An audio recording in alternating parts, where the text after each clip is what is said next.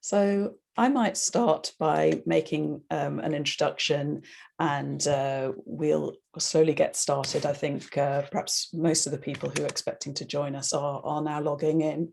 So my name's Nicola Buckley. I'm the Associate Director at the Centre for Science and Policy at the University of Cambridge. It's our pleasure to co-host this webinar with the Centre for the Study of Existential Risk at the University of Cambridge.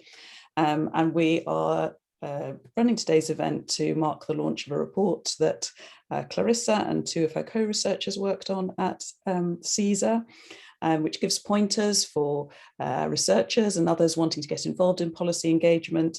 And it also gives some case studies in this area, which hopefully will be an inspiration in the field.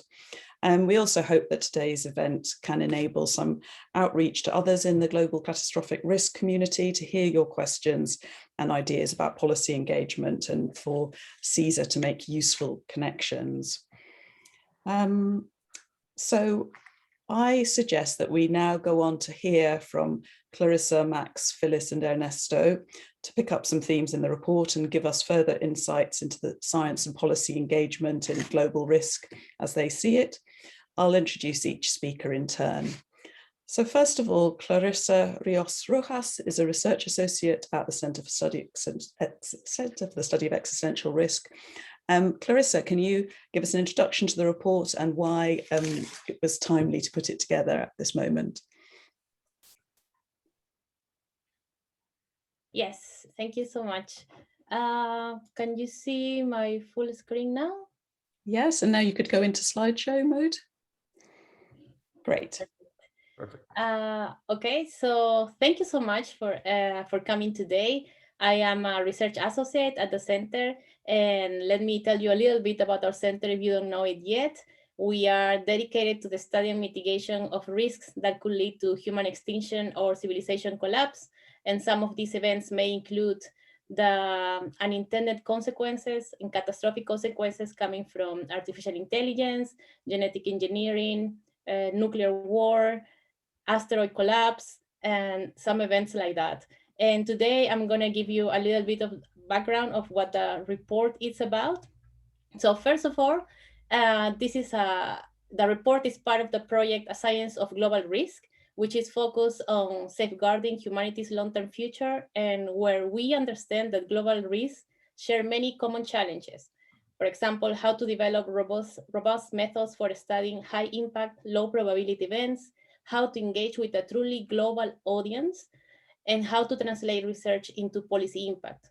And with the report, what we want to achieve is to, first of all, debunk some myths about policy work, show a roadmap of how to enhance or start your policy engagements based on our experience with that, and also to show academics how policy engagement can help them in different things, like gaining new skills, increasing their networks, enhancing the reputation of their institution, shaping their own research, increasing their chances for funding opportunities, and even to enhancing their future career prospects.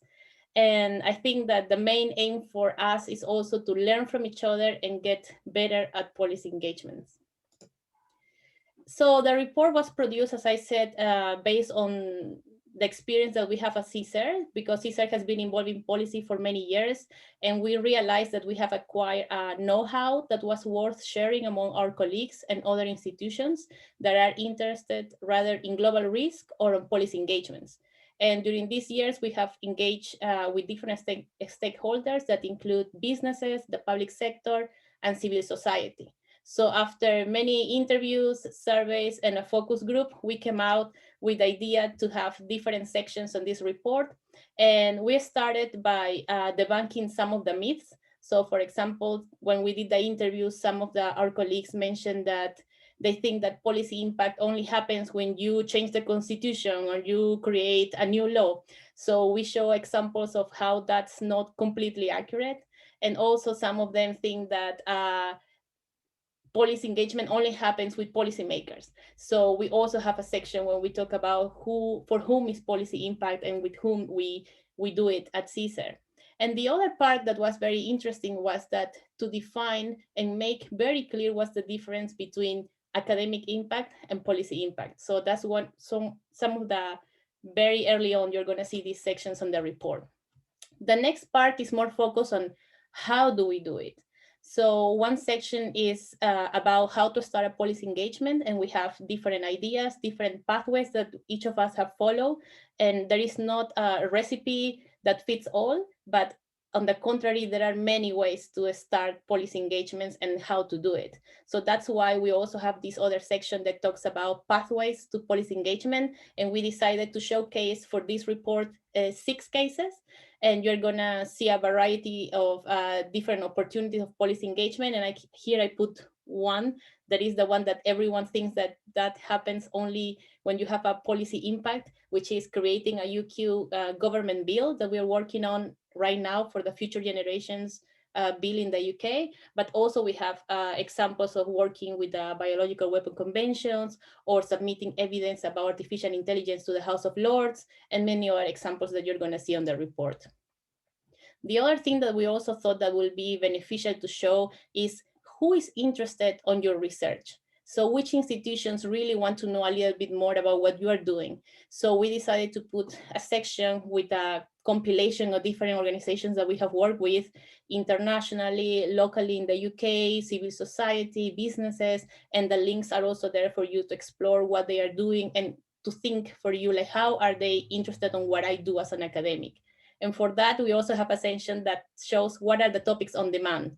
And if you're working on global governance, inequality and social cohesion, climate justice, future generations, foresight, cyber risk, they are interested in you. So this is just a little bit of what's on the report, but I encourage you to go and look what are the topics that may be part of your own research at the moment.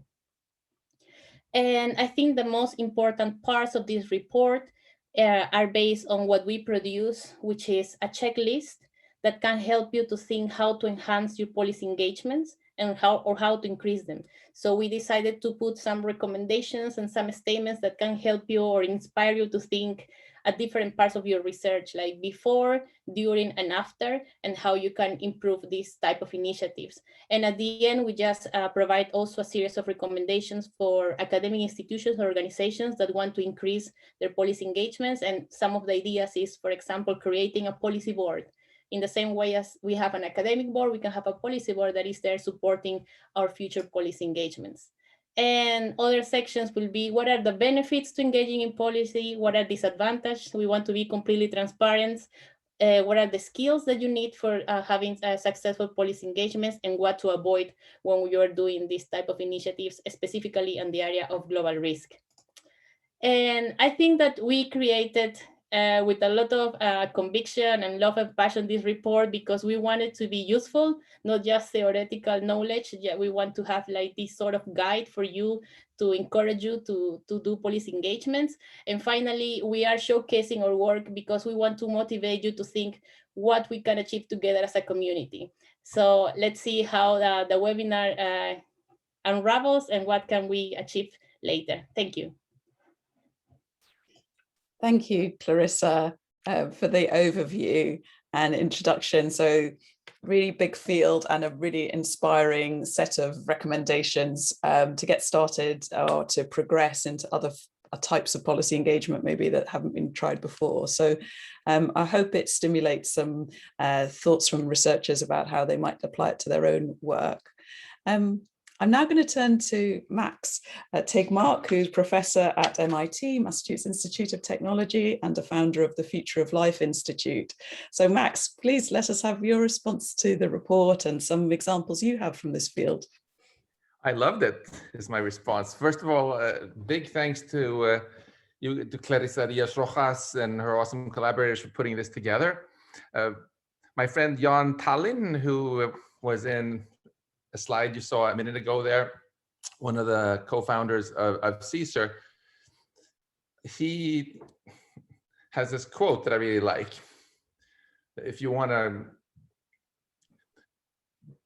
do something really exciting with a rocket, it's not enough to make the engines really powerful. You also have to figure out how to steer it and think about where you want to go with it. And I view this report very much as about the steering.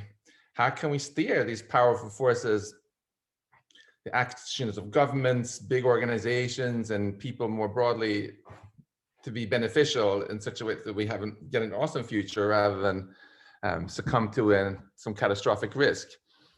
So to complement this, and these wonderful case studies and all this very concrete how-to about how to steer, I wanted to say a little bit also about destination and what we should steer to, and also talk just a little bit about opportunism, because I think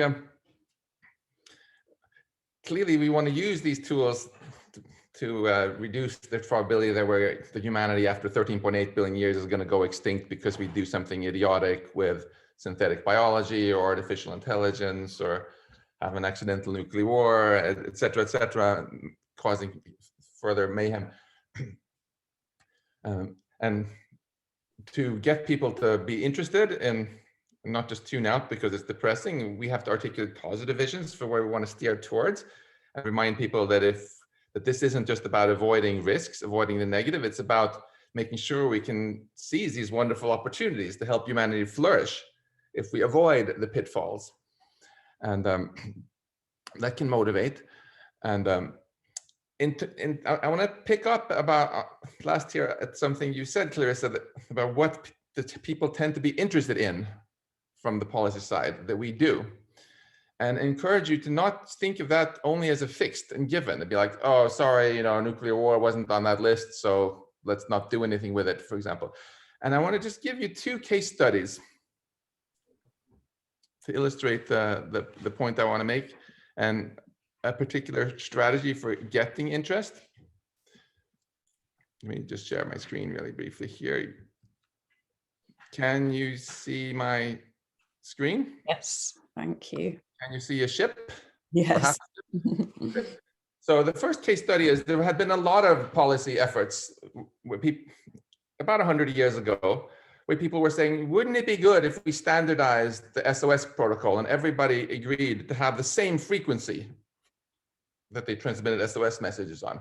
There was not interest. This went on for years. Everybody agreed that it should be their frequency. Nobody wanted to compromise. Then there was an event. Titanic sank. It turned out that there were other ships in the vicinity that didn't find out about it until much later because they were listening on a different frequency. And guess what? Suddenly there was interest in this policy question that there was not interest in before. And within a year,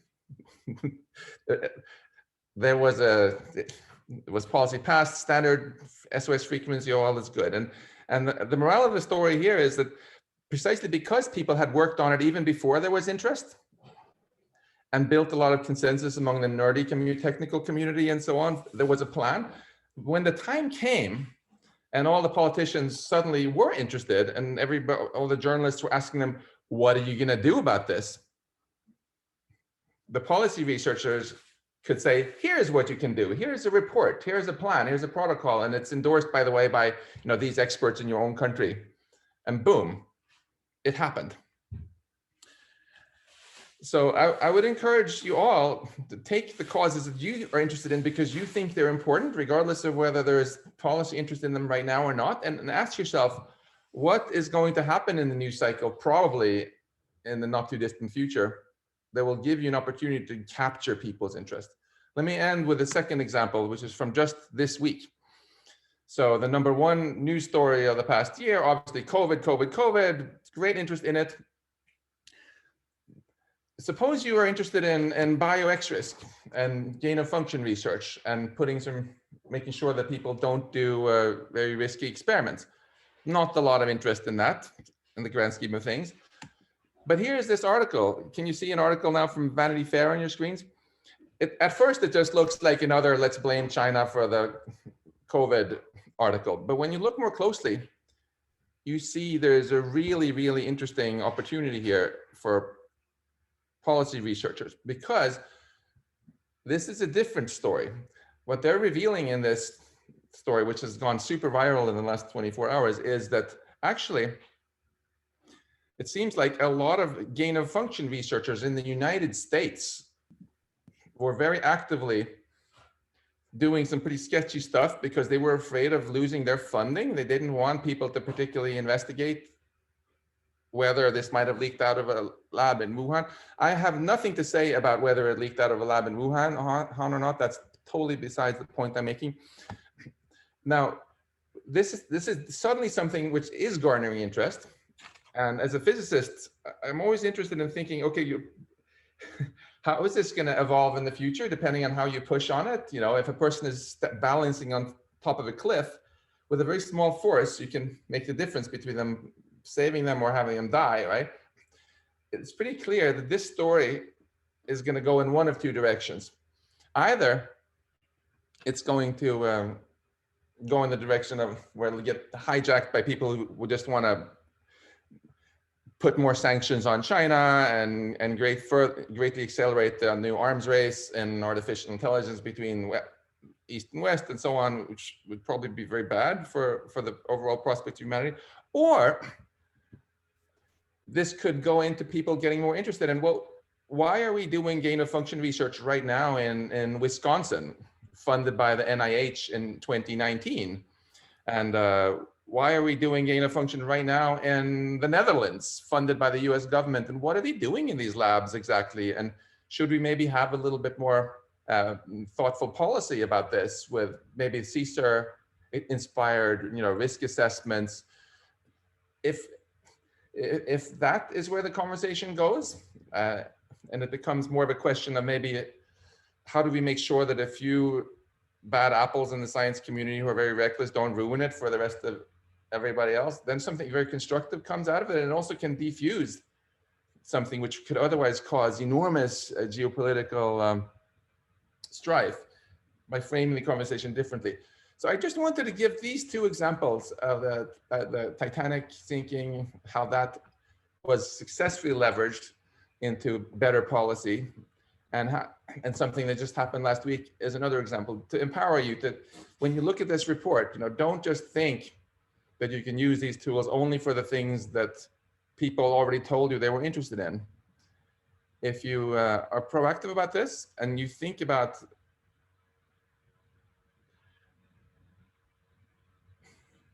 where your policy can have, that you're interested in, can have really positive impact, you might be able to find a way of tapping into something and that's happening and make people really interested in your work, and thereby leveraging the awesomeness of this report to its fullest. Thank you. Thanks so much, Max. I think that was great. They're really suggestive examples. And I think, inspire people to think about doing the work and getting the technical scientific community ready, so that when the policy window comes and, can be as awful as a sinking of a ship or something, but if your example to be ready with the technical scientific community had been discussing it and wanting to push that, so that the policy moment, only comes along at a certain time, but looking for those opportunities and working on what you see is the right thing to be doing is, I think, the message we want to get out there. I think of it as a Titanic strategy. Yeah. Okay, great. So next I'm going to turn to Phliss Ncube, please. So Phliss works for the Academy of Science of South Africa, where she runs the African Collaboration Programme. And Phliss is going to say a little bit about what she thinks about the report, and then tell us about the type of work that the Academy does in consensus building in the scientific community and so on. Thank you very much, Nicola. First of all, I just want to extend our warmest congratulations to the to the Center for the Study of Existential Risk, Clarissa and her colleagues, who came up with this wonderful report, which is actually a guide on so many things. So for us in the realm of academy work, I think it is quite useful because if you're familiar with the work of National Academies of Science, and when I speak of National Academies of Science, I'm referring to both senior and young academies of science. So this report is useful because the members of academies you will know are actually individual scientists of eminence in their own right. So what they would really find useful is, for example, having an idea of the diversity of stakeholders that they can work with in order to influence policy. So that was one key section that I found would be really useful for them. The other one is especially the members of young academies and early career researchers, also who aspire to be the future fellows of senior academies, or in the near future, the members of young academies, the skills, the list of skills needed for policy engagement, because we might think you can just approach somebody anyhow, but there are actually certain skills you need in order to get the ear of policymakers. So this is another list that is actually fantastic for them. And then the other one, the other area that I thought in the report is useful is the variety of methods that academies can use to engage policymakers. As you will see in just the presentation shortly, there are traditional methods, but I found in this report you went over and above in actually giving examples that make you think that, oh, actually there are these other avenues that I can use to engage policymakers.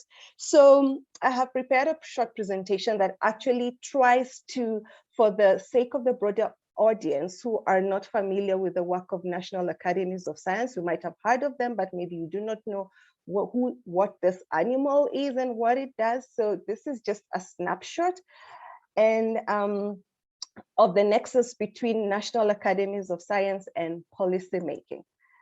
I don't know what's jumped out. So this is just a map that gives you an idea of National Academies of Science in the African continent. So you might not be able to count, but in total there are 31 National Academies of Science as of 2021. And then there are 19 young academies of science on the continent.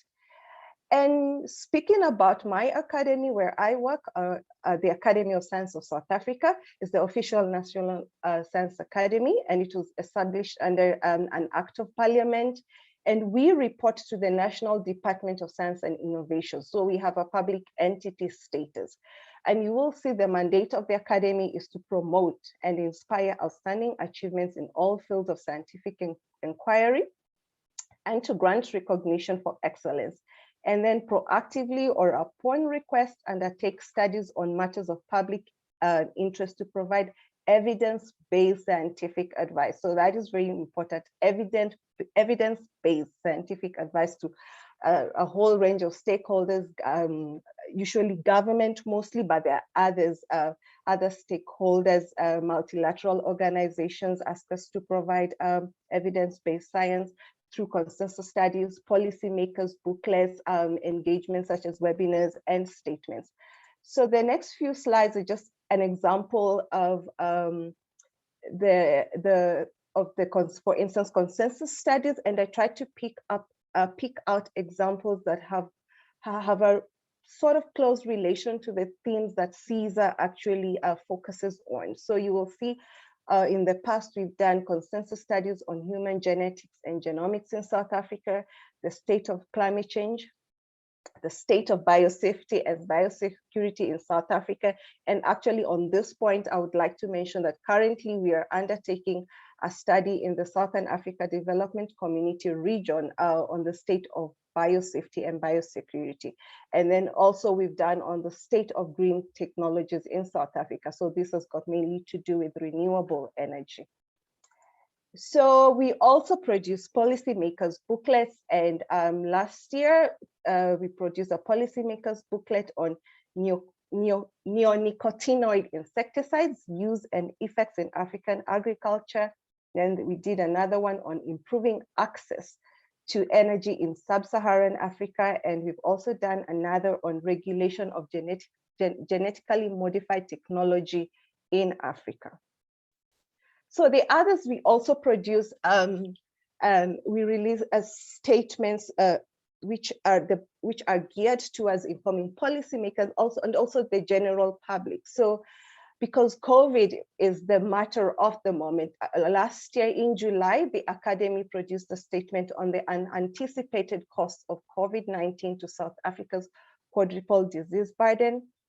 And we've also produced another statement in collaboration with other G-Science academies on strengthening disaster resilience, which is essential to sustainable development. Another example is as a Commonwealth Academy, in partnership with other academies in the Commonwealth, a statement on climate change, biodiversity, and sustainable energy. The other way in which we engage with policymakers is webinars. Obviously, these have come into to be of frequent use because of the pandemic. So we've done a couple on COVID-19. You would see one on social, psychological, and health impacts of COVID-19 on the elderly, COVID-19 and multimorbidity, how to deal with multiple infectious diseases in parallel. For example, in South Africa, HIV/AIDS is still a disease of importance and actually has an impact on how the country is responding to COVID, and actually informed the Minister of Health, for instance, on how to respond to COVID. The others we've done on webinars on climate change and the future of desert birds. Another one was on the human question in artificial intelligence, and also what to do to reduce poverty and inequality. And I would like to mention that in South Africa, we've got three main key issues. Poverty, inequality, and unemployment are three major things that the government is trying to respond to. So yeah, that is what we do in a nutshell. Thank you. Thank you, Phyllis. It was great. So I think it was really helpful to hear your examples from National Academy level. And I take the point really that from both the report and the type of work that you do, that very often it's not scientists working alone who are influential in policy. It's very important to be forming coalitions and to getting into groups. And this is something that we work with at the Centre for Science and Policy. So we meet researchers and they want to be influential in policy engagement. And really the idea is always to find out who's doing what in that space. And sometimes it's a national academy, which is a really good organization to be working with. And there are other groupings to get involved with. So the kind of interdisciplinary nature of these problems means that it's very rare that individual scientists are influential on their own, but it's in coalition with others. So thank you for that. And I hope that gives examples for researchers who might think of getting involved with that kind of work in the future. So finally, I'm going to turn to Ernesto Fernandez Polchuk, and he is head of UNESCO in Peru, that is the UN Educational, Scientific and Cultural Organization. So Ernesto, can I have your responses to the report, and what do you see as important in the field of linking science and policy in Latin America? Thank you, Nicola. Good morning from the Western Hemisphere here. You're a bit quiet. Can you hear me? Can you hear me there? Yeah, okay. A bit louder, yeah. Yeah, sorry. I just wanted first, of course, to congratulate Clarissa and all the colleagues for the report. I think it's a really, really interesting way of looking into how a community interacts with policy, and I felt it also very close to my experience in my previous function. I was chief of science policy at UNESCO at our headquarters in Paris, and I was asked by the UK House of Commons to give some evidence on R&D spending and how to get to the goals that the UK had fixed for themselves. So I felt a little bit that I had seen some of these examples.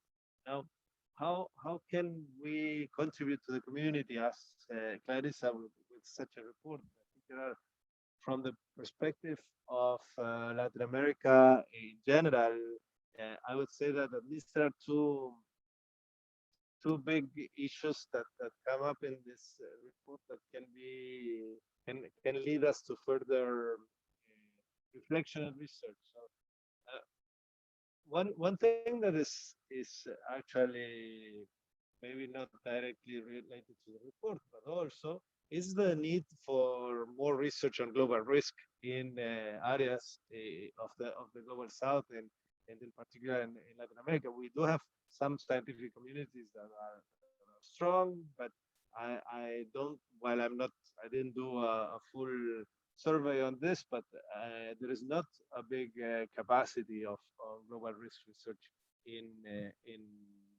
the region. And I would say the field is rather underdeveloped here. And at the same time, the region of Latin America is really at the front end when receiving the impacts of the global crisis. So it is really important that we prepare for that. And we can see it in the COVID pandemic effects, how Latin American countries are suffering way above average. We see it related to global change and biodiversity loss. Our region is being hit extremely hard, and I don't think, while we have some thematic thinking around the issues, we don't have people really thinking about the global risk from the global risk perspective. So that's one of the first things that come up from the report that I think we really need to look into that. More directly to the contents of the report, I would say that it's really excellent to see these direct, concrete examples on how to link science to policy in this field, but also actually very useful for any field that relates where you build bridges between scientists and policymakers, and this idea that policymakers are not just one type of people, but that you have a broad number of actors. I think this is really, really important, particularly because in Latin America, there is the system to incorporate scientific knowledge into political decision making is not well developed. So there are, and this was very clear, shown by the pandemic, where suddenly the countries needed to set up some kind of mechanism to get the scientists or the scientific community to advise, and they were not always very effective in the way they were set up, because also they were set up like last minute thoughts, and then they became central to the response of the policy response, but it was not well prepared or well selected and well balanced in terms of how to set up these committees. And I think one of the big issues that we need to think about, which we cannot probably address today, is that the nature of political systems in regions like Latin America are based in presidentialism, and this is opposed to the parliamentary system in the Anglo-Saxon world and many other European countries, and this has an impact on the way science is being incorporated into policy. I don't have a full explanation. Maybe that's worth a thesis, but there is a clear difference in what happens in countries with presidential type of systems and the more parliamentary approaches. Then, of course, the counterpart of that is that the science, technology, innovation systems in our countries are so weak that it's difficult to provide this advice if you don't actually have enough critical mass to respond to the questions, and certainly not to bring the issues, as Max was saying, to prepare responses to questions that haven't been asked yet, which is, I think, a really interesting approach, but also a difficult approach when you have very little resources. So how do you, if you have a really a low level of resources, how do you really prioritize the questions that you want to bring forward, and how do you bring issues onto the agenda? So the prioritization from a more policy perspective is quite complicated. The other issue, and I'll try to be brief. I'm sorry, I get carried away, but is the relationship between science and society, and in particular the way science is considered by society in general, if there is something like society in general, but at least what the place of science is in society, and if how people take into account scientific knowledge, and how they are trained formally or informally in valuing and understanding science and its processes, not only the results of science, but also the processes. And this has been extremely significant during the pandemic, where we saw science changing their message, no, from well, we need it's in the big drops, and then it's suddenly in the aerosols, and so we have to wash our hands. No, actually, we need to cover our faces. This was sometimes seen as a failure of science, while it was a reflection on the process of science. And to really reach policymakers, we need to also be able to have policymakers that actually understand that what the scientific process is and how it works, and that they are also patient to these types of processes. So I think that is another aspect that in not so mature scientific technological societies puts a barrier between scientists and policymakers. And the last one is the idea that you need knowledge brokers. I mean, in Clarissa's in the report we are looking at, there is not so much mention of specific knowledge brokers, but more about skills that scientists themselves can have. But to some extent, you need also some professional knowledge brokers that you can put between the scientists and the policymakers, and we don't really have those. And I think in countries in the UK, you have more options. In some European countries, there are systemic processes to actually establish those knowledge brokers. So I think that it is really a thought-provoking report, and I hope we can share it further, and we can use the report to improve this interface between science and policy, and to further this research on global risk. So yeah, it's I'm very enthusiastic about it. So thank you. Thank you so much, Ernesto. That's really good food for thought there. And I know we're going to give the panelists an opportunity to respond to the points that have been raised. Actually, first of all, I would like to take one of Ernesto's points and ask Clarissa a question about how you would like to take forward the work linking up with the Global South, because you said that one of your aspirations was this was a case study focused on CSER, but would you like to be drawing on examples in the Global South as well? What would your aspirations be in that area? Yes, definitely. That was the idea when we invited Ernesto and Phliss, which was to explore and to have a mapping of who is doing what and where, and how we can perhaps replicate this report, but tailored to the needs and to the priorities of each region, if it's not like a set of countries. And that's something that definitely we are discussing at CSER, because definitely it's a little bit quite European and from the north. And that's something that we have very clear and we want to improve. Great. Max, did you want to respond to some of the points? Put yourself off mute. Yeah, I had a quick comment on Ernesto's wonderful words there, and one quick comment also for you, Phliss. So in terms of the funding, first of all, I just want to mention that a philanthropist who's been donating a lot of money to the effective altruism community and said that there's been a big been a big phase change recently, actually, where we're no longer really limited so much by funding as by good ideas and good leaders. So my advice is, if you see a great policy opportunity in the Global South or anywhere else, start doing it and reach out to people like Nicola, who can put you in touch with potential philanthropists, and the funding will probably come. In terms of the Global South, I think there's a huge opportunity for the Global South to help everybody in the world be safer in the future. The movement for women's right to vote was not led by men, right? The movement to end apartheid in South Africa was not led by white people. The movement to end colonialism was not led by Europe.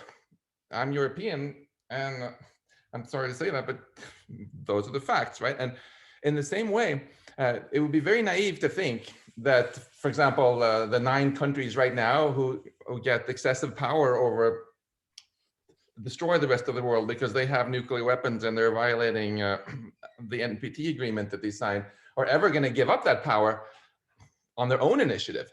It will only happen if they're pressured from the great majority of countries. Similarly, there's absolutely no reason why countries that are now beginning to dominate the global South information ecosystem with their big tech companies will ever give up that power on their own accord. It'll come with pressure from the majority of countries in the world. And lethal autonomous weapons is another one of those titanic issues, which you at CSER have been interested in.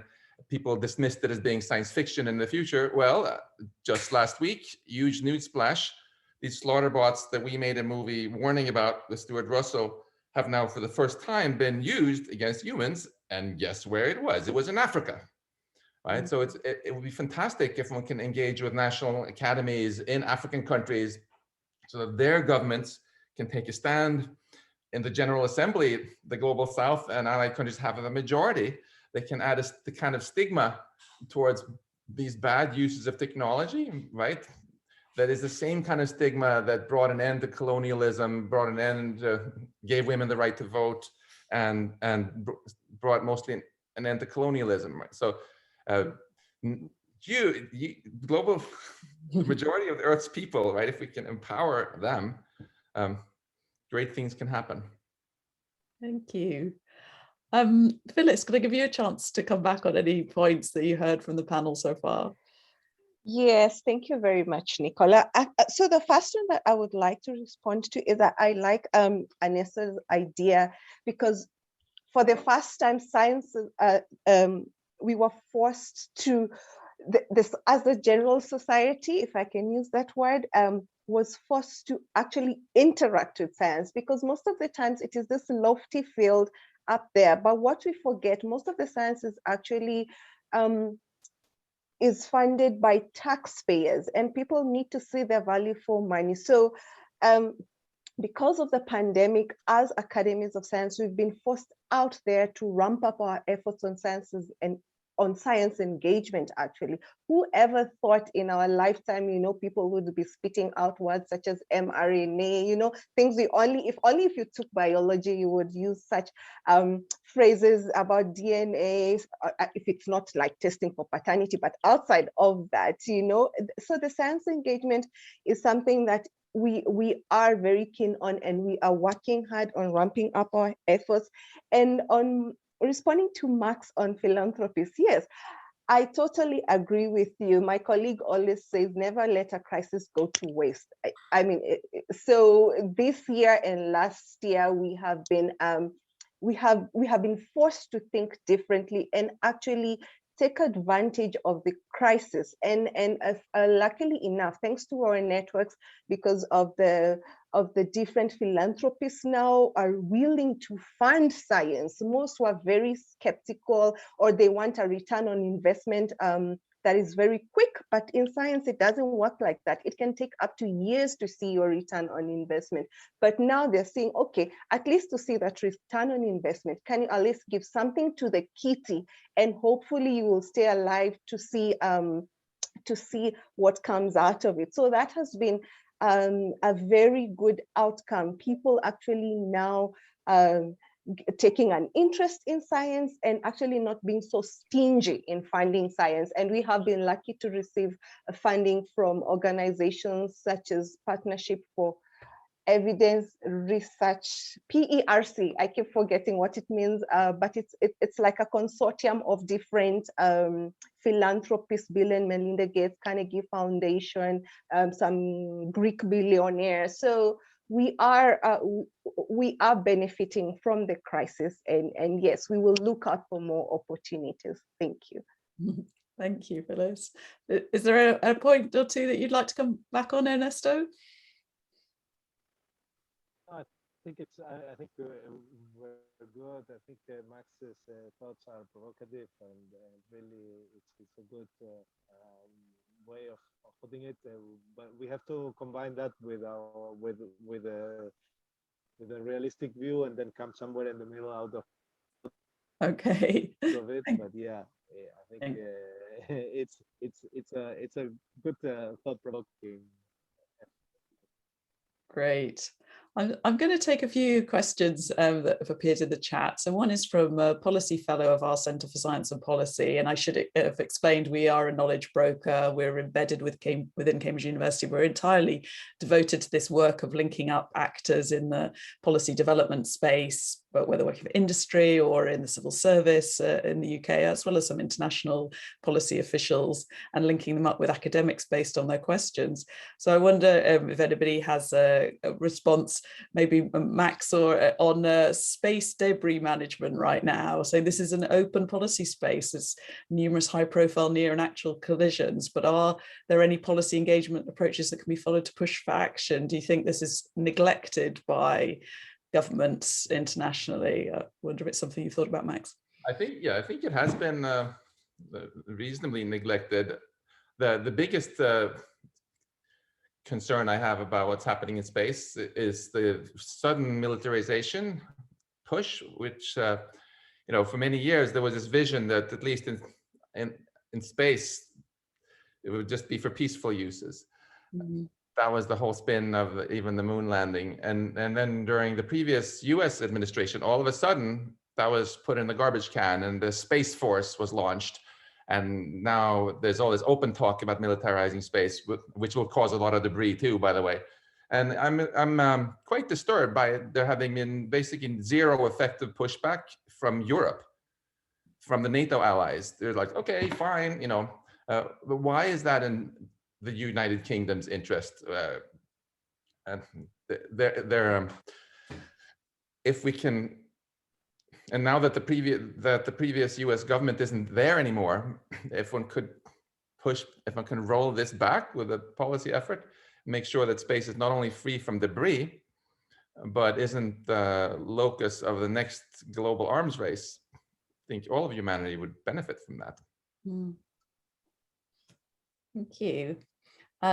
We've got some other good questions here in the Q&A. There's one about how we can see open science and this system. So the possibilities for co-creation, bringing policymakers and researchers together to co-create questions, to carry out research projects so that research isn't happening in one bubble over here. And then, at the end of a 3-year project, it's kind of communicated to some policymakers who were never engaged before. I wonder, Phliss, whether this question from Tilana Kumari Kandanamula, this is something that you have looked at, is this question of open science and science culture, yeah?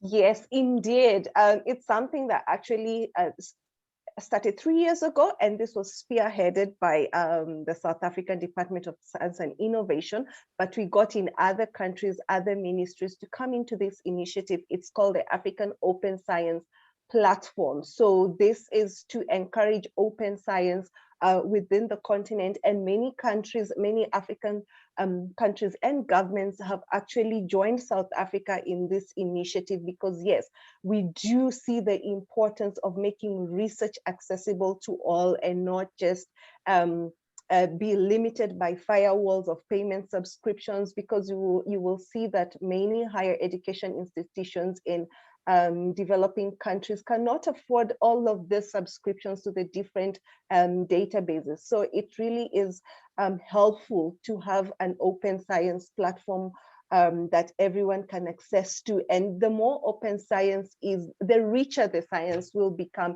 especially if we know Kenya is doing this, South Africa is doing this, the UK is doing that. So it fosters collaboration, and which will be helpful in the long term. Thank you.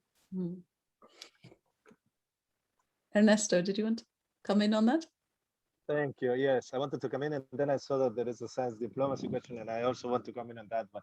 But just so briefly, at UNESCO, we're working on a recommendation on open science that will be approved hopefully in November as a global recommendation on open science, where one of the issues for me, I was at the beginning of this process. I was actually launching that process before coming to Lima, and one of the big issues there is that we really need to look at open science, not just as open access, but at how to open science to society. And in that sense, it's exactly what we're talking about. So it's a part of open science, and opening science means also this interaction between scientists and policymakers, this co-creation, this interaction that can start at the co-creation and at the co-development phases. It also includes the citizen science component that we should look into in such a in such an area. So there are many approaches that go beyond the traditional open, like we write open science, but we actually think open access. Well, no, we should really think about open science in as a science open to society. And I think this our discussion today is very much in that sense. Great, thanks, Ernesto. And this is sort of music to my ears. I worked in the field of like public engagement with science before I joined this policy engagement field. And I think that for scientists, it's a good idea to be involved in both types of activity. There's actually quite a lot of interest in hearing from scientists, and there's, the field of science communication, and it's really taken off. There's so many new platforms for it, people have, and so much need for it, in the media environment we're in now, where people get their information, Twitter, online, as well as from TV and so on. I think the appetite to hear from scientists and to hear about research, they call it, upstream public engagement, not when products hit supermarket shelves, but kind of early on, as scientists are looking at the big questions and explaining why this is something that's being studied. So, and I think that the skills that you can develop for policy engagement can be learned also in the field of public engagement. So as scientists learn to communicate to non-specialist audiences, that's going to be a good thing. And this is one of the questions in the Q&A, actually, can we get public attention for these things before the disaster happens? And I don't know if any of you have a feeling for that. Max, do you think this is important to get the public appetite for these topics to be a little bit greater? Of course, because coming and circling back now to what Clarissa was talking about in the beginning again, the interest of policymakers, right, to pay attention to what you say and do, where does that come from? If their constituents are interested, then suddenly they become interested. If some politician starts to get a lot of calls from journalists asking about X, now they're interested in X. So if by engaging the public gets interested, media get interested, now the policymakers are interested. They're all tools to use potentially, and it's tricky areas, but there are intermediaries as well to help. I think there are university press offices, there are people with some experience in the media and so on too, and then some scientists get very good at it.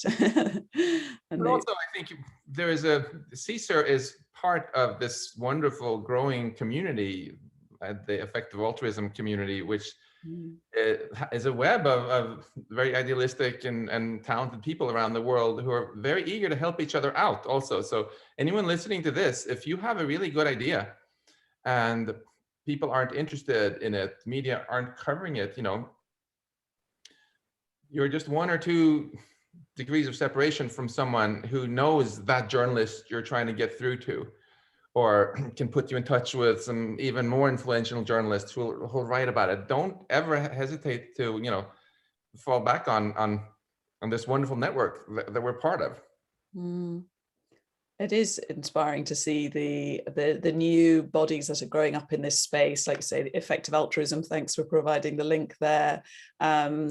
These Future of Life Institute, these type of things that are happening to kind of collaborate internationally in this space. I think there are just a lot of things that we haven't been able to get to, but we're going to digest some of your questions and feedback. Thanks so much for contributing those, because this report is just part of a process of building skills and knowledge and connections in this area, very much with Max's metaphor of steering the rocket, the multiple rockets, many exciting opportunities that there are in science and technology, but without a wide range of stakeholders involved in this steering, we will surely be completely off track and quite dangerous. So thank you very much. I think I will have to conclude and thank all the panelists for their time, and thank you for attending. So it's been a pleasure to spend some time with you today, and encourage you to check out the various links after this report, this session ends. Thank you very much. Thank you.